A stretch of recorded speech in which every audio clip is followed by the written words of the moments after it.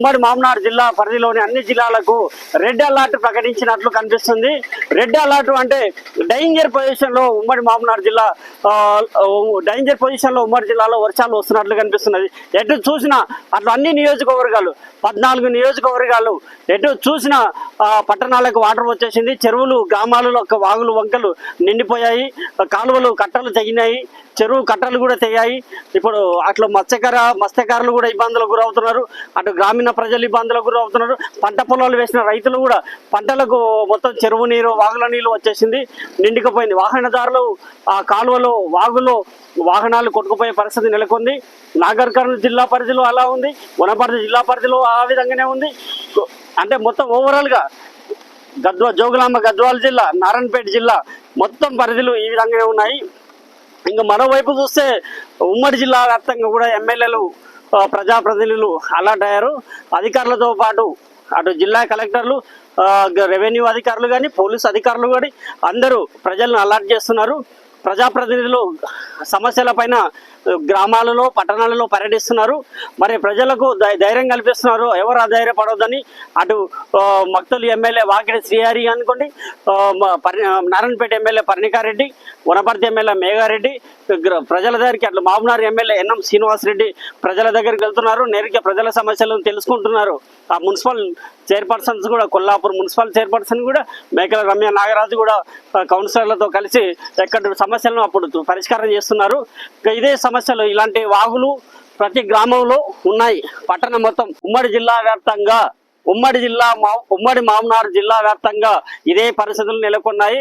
అటు నారాయణపేట, మక్తల్ వచ్చేసి జోగులాంబ గద్వాల జిల్లా, వనపర్తి, నాగర్ కర్నూలు మొత్తం అన్ని జిల్లాల్లో ఇలాంటి పరిస్థితులు నెలకొన్నాయి. 14 నియోజకవర్గాలలో కూడా ఇదే పరిస్థితులు ఉన్నాయి. కొడంగల్లో ఇట్లా జడ్చర్లలో ఏకంగా చేపలే పట్టణానికి వచ్చినట్టుగా అనిపించింది. మొత్తం జడ్చర్లలో బయటికి రాలేని పరిస్థితి నెలకొన్నాయి. కొల్లాపురం మున్సిపాలిటీలో కూడా అదే పరిస్థితి నెలకొంది. ఇకపోతే వనపర్తిలో అలాంటి పరిస్థితులు నెలకొన్నాయి. ఇక మక్తల్లో కూడా అదే పరిస్థితి నెలకొన్నాయి. అటు దేవరకద్రలో, ఇటు నాగర్ కర్నూల్లో, ఇట్లా అచ్చంపేటలో, కలవకుర్తిలో ఇలాంటి పరిస్థితులు నెలకొన్నాయి. ఎప్పటికప్పుడు ప్రజాప్రతినిధులు, అధికారులు, పోలీస్ యంత్రాంగం, రెవెన్యూ అధికారులు ప్రజలను అలర్ట్ చేస్తున్నారు. మొత్తానికి ఉమ్మడి మామనాడు జిల్లాను రెడ్ అలర్ట్ ప్రకటించారు. మరోవైపు ప్రజలు బయటికి రావద్దని హెచ్చరిస్తున్నారు. అత్యవసర సమయంలో తప్ప బయటికి రావద్దని చెప్తున్నారు. అటు విద్యుత్ అధికారులు కూడా ప్రజలకు ఇబ్బందులు లేకుండా చర్యలు తీసుకున్నారు. మరోవైపు కాంగ్రెస్ పార్టీ నాయకులు కూడా ప్రజల దగ్గరికి పోతున్నారు, భరోసా కల్పిస్తున్నారు, ఎవరు అధైర్యపడవద్దని. మరి ఈ విధంగా ఉమ్మడి మామనాడు జిల్లా వ్యాప్తంగా పరిస్థితులు నెలకొన్నాయి.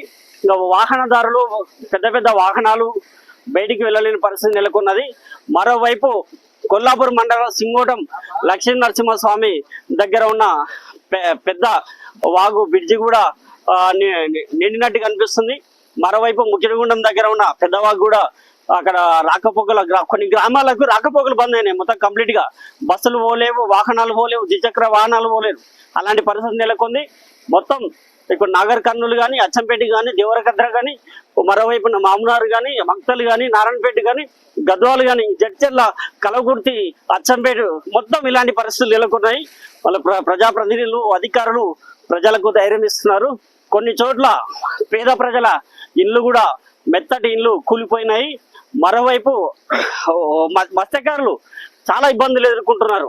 అలగెళ్ళినాక చేపలు బయటికి వెళ్తున్నాయి. దీని ద్వారానే ఒకసారి మన దగ్గర మత్స్యకార రైతులు ఉన్నారు, ఒకసారి వారి దగ్గర కూడా ఎలాంటి ఇబ్బందులు ఎదుర్కొంటారో తెలుసుకుందాము. చెప్పండి, పరిస్థితులు ఎదుర్కొంటున్నారు మీరు? సార్ దాదాపు రాత్రి మొన్న నుంచి సార్ మాది కొల్లాపూర్ మండల్, కొల్లాపూర్ తాలూకా, నార్కల్ డిస్ట్రిక్ట్ సార్. నా పేరు శివ.